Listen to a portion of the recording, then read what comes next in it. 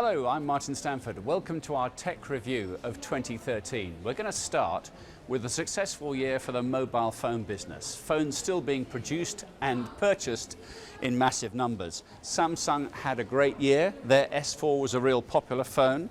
Sony came back into the fore with their Z1, and HTC here with their One phone won many an award. By contrast, BlackBerry, their new touch phone, didn't really sell in numbers, and neither did the QWERTY keyboard variant. So Apple, we have to report, had another great year with two new handsets. The iPhone 5S, the posh one, and the more utilitarian 5C. And they added to that by releasing another new variant of the iPad, the ultra-thin, ultra-light iPad Air. The iPad has always been about a premium piece of hardware and integrated software, and they're sticking to that. So these products are being offered at the same price they were last year. The previous generation is still around, but slightly cheaper if that's what you want. But I think fundamentally, Apple's strategy is the same as it was, which is just keep making good stuff and iterate very slowly, which is frustrating for the press, but maybe good for consumers. What I find fascinating is that there doesn't seem to be any breakout sort of wow gadget sort of gizmodo moment in there, which is sort of the sense of it's got a fingerprint scanner, I can demo to my mates or whatever. And I think when people do get it and they'll take it home, they'll be keen to show it off to their friends, but then they'll be not sure which bit they're supposed to show off. 2013 was a fantastic year for the games industry. Not one, but two new consoles came out. Not only Microsoft's Xbox One, but of course Sony's PS4, and as it happened, within days of each other. But for the game's publishers too, new iterations of Assassin's Creed, another storyline for Call of Duty, and for Grand Theft Auto 5, the biggest launch for the new release of a game any time in history. So we've come into the gaming hall. We were in Las Vegas for June's E3 gaming conference. Now this is something else that's getting a lot of attention here at E3. It's a game called Rain from an independent producer. And what's getting the attention for gamers and non-gamers alike is the quality of the picture. They talk about the graphic fidelity, and the picture quality of this game is quite extraordinary. Also, it's got a real strong storyline. It's the narrative is there. It's certainly not a first-person shooter game. And it again demonstrates that broadening of games and their appeal. The fact that this is something you could be watching on your TV as entertainment, watching as a movie. It's a game here, and all of those things are coming together. And the console war was reignited as Microsoft pitched the Xbox One up against the PlayStation 4. In November, we assembled a group of reviewers to put the new consoles through their paces. I think the key piece of technology that differentiates the Xbox One is the Kinect sensor. The technology in there is set up for the future. It does some really advanced stuff, such as quite scary, kind of like skin palpitations to sense your heartbeat, and also reading your emotions. And I think that as someone who speaks regularly to games developers, I think that game developers can do really interesting things with that, like read your emotion and then maybe adapt the game to how well you're reacting to certain characters. The PS3 has gone through about 3 different renditions of how it looks and how it feels from a console point of view. If you look at the controller just as a starting point, it's so much better than the DualShock 3. I've never been a fan of the DualShock 3, and to hold the DualShock 4, it's so much easier and more comfortable to play the games.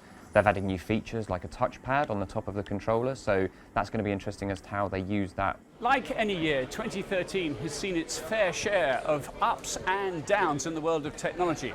So here's our roundup of the people and the products on the way up or on the slide down over the last 12 months.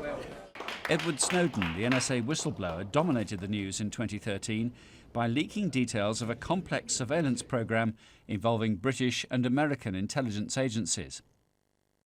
Some called his actions heroic, but the boss of MI6 certainly did not agree.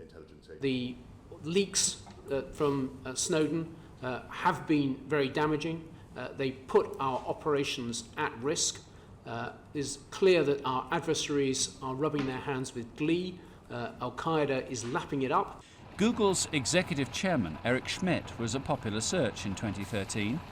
In January, he controversially travelled to North Korea, and over the summer was forced to defend his company's tax arrangements. The tech giant has been accused of avoiding tax on the millions of pounds that it makes in the UK. But Mr. Schmidt said it wasn't his company's fault. there, and we're going to... It is normal for companies to do what Google is doing. British companies do the same thing in America. This is in fact how the international tax regime works.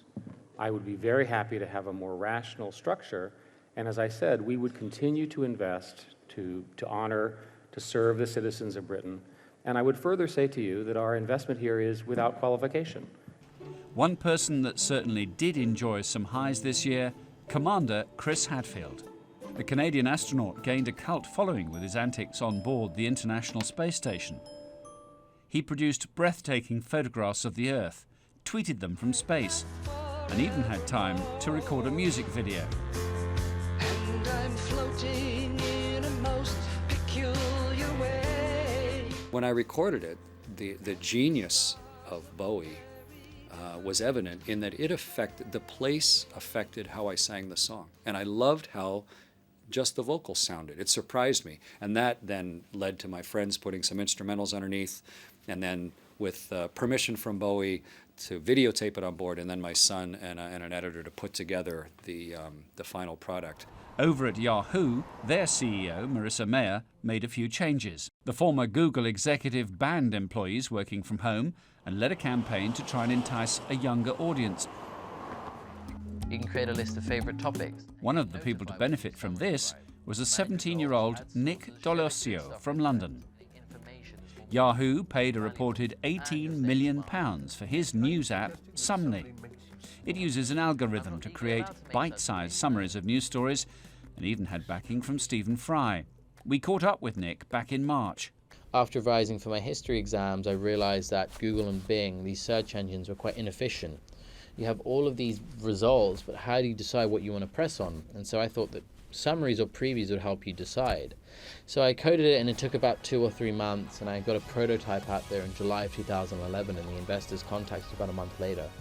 2013 was a great year for television technology. Here's an OLED screen, brighter, better blacks, brighter whites than ever before. And that was eclipsed in part by the rise of 4K TV, or ultra high definition. That's 4 times better than your HD picture. And perhaps the biggest event of all involved Twitter. They went public in November, valued at a whopping $24.9 billion, despite having no assets and no profit. Things didn't go smoothly for Facebook when they handed out shares the year before, so the lack of drama was almost a disappointment. Well, that's it for this year. Make sure you keep up to date with all the tech stories on the Sky News for iPad app and on our website, skynews.com. We'll see you in the new year.